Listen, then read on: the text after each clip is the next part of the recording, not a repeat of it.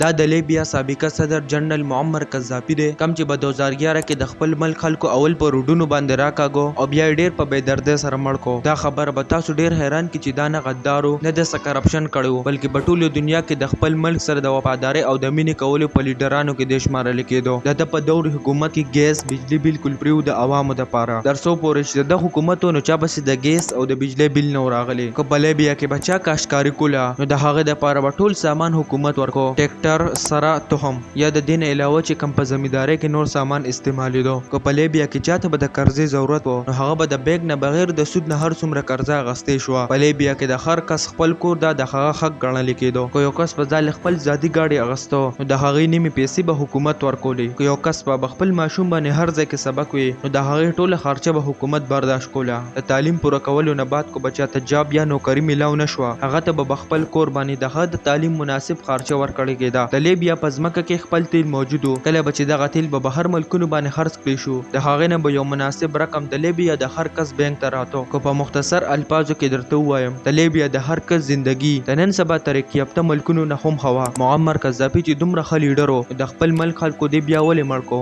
د ده د مرګ اولنۍ وجه خو دا وه چې د به امریکا نه منله. قذافي به دا خبره ډیره کوله چې موږ له پکار چې ټول مسلمانان اوس موږ رايوځای شو، ځکه چې د شام فلسطین ایران په شانتي زموږ هم ورپسې نمبر دی. معمر قذافي به د خپل ملک عوامو ته دا خبره ډیره کوله چې زه د لیبیا شان او شوکت یم، زما د تلو سره به د لیبیا د شان شوکت ختم شي. او دا خبره بالکل صحیح ده چې نن سبا تاسو وګورئ په لیبیا کې هر وخت بمباري او دهشتګري یو عام خبره جوړه شوې ده. په لیبیا کې به داسې کور نه وي موجود چې د هغې نه یو کس نه وي شهید شوی. د معمر قذافي د مرګ دویمه وجه دا وه چې باقي ټوله دنیا کې به تیل په ډالر کې خرڅېدل، خو لیبیا به خپل تیل په دینار او په باقي کرنسۍ کې هم خرڅول. او په لیبیا کې 143 ټن سونه موجود وه او لیبیا سره ډیره بې انتها پیسه موجود وه. معمر قذافي غوښتل چې د سرو زرو یو کرنسي جوړه کړي چې بیا ټریډ هم په هغې پیسه کې کېږي، یعنې د دې نه به هم امریکا ته ډېر نقصان رسېدو ځکه چې د هغوی د ډالر ویلیو به کمېده. امریکا غوښتل چې په څه ناسه طریقه قذافي د خپل مخې نه لر کړي یا یې د حکومت نه لر کړي. امریکا یو د صحیح موقع انتظار کو. بیا په 2010 کې په ټوله دنیا کې د اکنامک کرایسس د وجې په ټوله دنیا کې ګراني راغله او د دې اثر په لیبیا باندې هم وشو. په لیبیا کې هر طرف ته احتجاجونه شروع شو.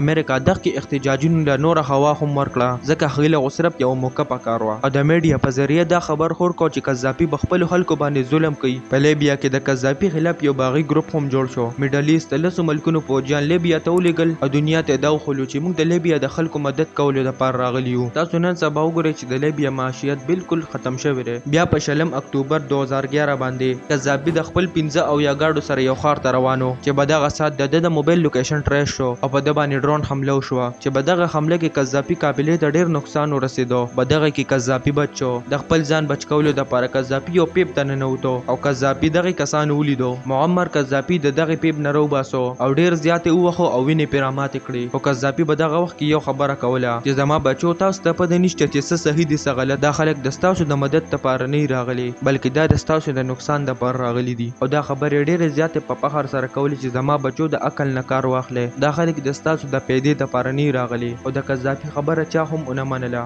او قذافي په دغه ځای باندې مړ کو. د لاش 2 ورځې په فلیزر کې پروت و. د هغې نه بعد بیا دفن کو. او نن سبا د لیبیا خلک په جړه جړه کې قذافي غواړي او د قذافي هغه خبره ورته مخې ته راځي چې زما د تلو نه بعد په لیبیا داسې پاتې نشي. او تاسو کتی شئ چې نن سبا لیبیا ته یو جهنم نه کمه نه ده. د ژوند د تېرولو په هغې کې هیڅ چانس نشته. دا ونن زموږ یو بل تاریخي ویډیو په داسې نور تاریخي ویډیو کتل غواړئ دا چینل د سره سبسکرایب کړئ او مخکې ملګرو ته هم دا شیر کړئ. د خدای په امان.